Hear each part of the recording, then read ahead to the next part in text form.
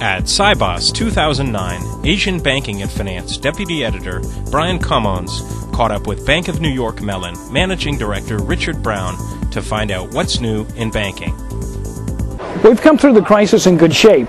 We were fortunate. Our very focused business model has been advantageous in that. A couple of key features helped us as well. By virtue of continuing to be financially strong, we are the only AAA rated U.S. bank, but also by virtue of a stamp of approval from the U.S. government in terms of our involvement, that they chose to involve us in TARP, TALF, and now the public-private partnership, so key programs that the government and the regulators in the states were looking for a very solid, competent bank to partner with. There's been a lot of change, and I don't think the change is over.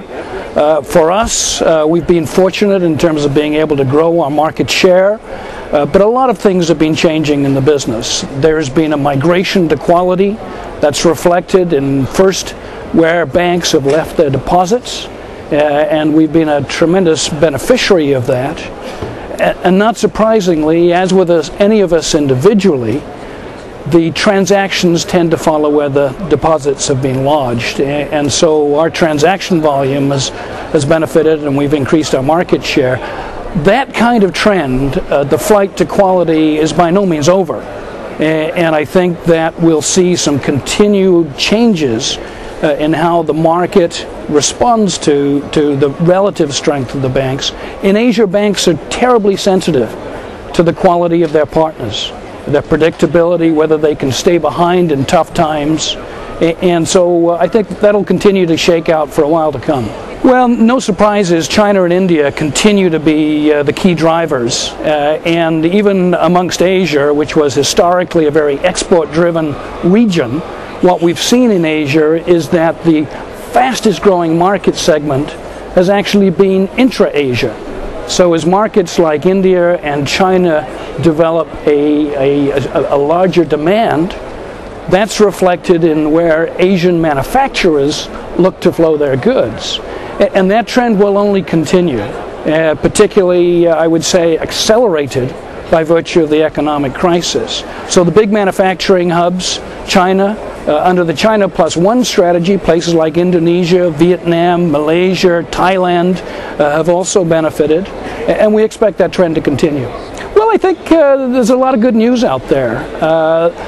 Pre-crisis, there was a tremendous talk about whether, in fact, the Asian economies were delinked from the rest of the world. Patently, that has not been the case. They've suffered along with the rest, but to a lesser degree because of that growing intra-regional flow. That continues to be the issue, and I think more than ever, many governments are now motivated to try and encourage domestic demand in order to bolster their protection against what may be happening outside the region. Many ways. Financial strength, as I mentioned, AAA rated U.S. bank. We are the only AAA rated U.S. bank.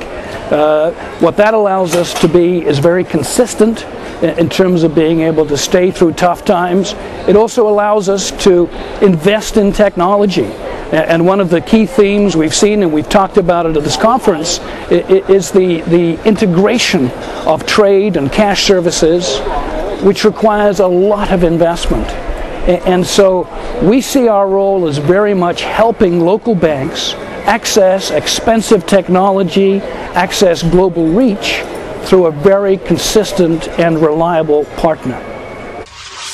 For more banking news and videos, visit the Asian Banking and Finance website.